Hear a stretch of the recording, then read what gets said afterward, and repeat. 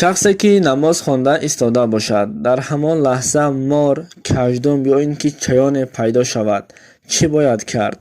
Ассалому алайкум тамошобинони азиз ва ҳаводорони шабакаи Корвони Умр. Море ки аз ҷаннат пеш карда шудааст. Дар ривоятҳо меояд ки шайтонро аз ҷаннат пеш карданд ва ба шайтон бошад мор барои дубора ба ҷаннат даромадан ёрдам медиҳад. баъд шайтон ба ҷаннат даромада одам алайҳиссаломро васваса мекунад. аз ҳамон вақт морҳо лишпида мегарданд, мегӯянд. аммо олимони замонамон бошад ин маълумотҳо аз аҳли китобҳо омаданашонро гуфтанд. аммо товус ва мор аз ҷаннат пеш карда шуданашонро мо аз хурдӣ мешунавем. товус думашро боз карда шайтонро ба ҷаннат даровардааст мегӯянд. мор бошад ӯро ба назди одам равон кардааст мегӯянд. ин маълумотҳо рост аст ё ин ки дурӯғ, инро худо медонад. валлоҳу аълам.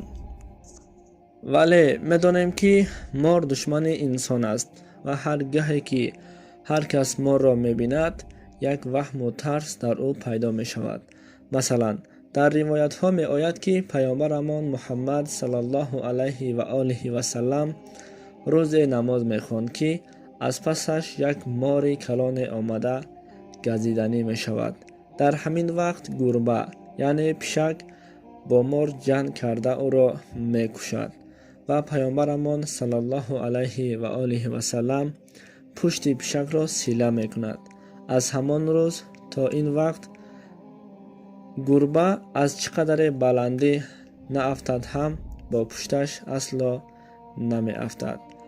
агар шумо ҳам намоз хонда истода бошед, дар наздикатон мор ё ин ки каждуму чаёне бошад ва махлуқҳои зараррасон бошад, барои ҳимояи худатон фарз мешавад ки то он махлуқҳои зарарнокро нест кунед ва баъдан итоатро идома диҳед.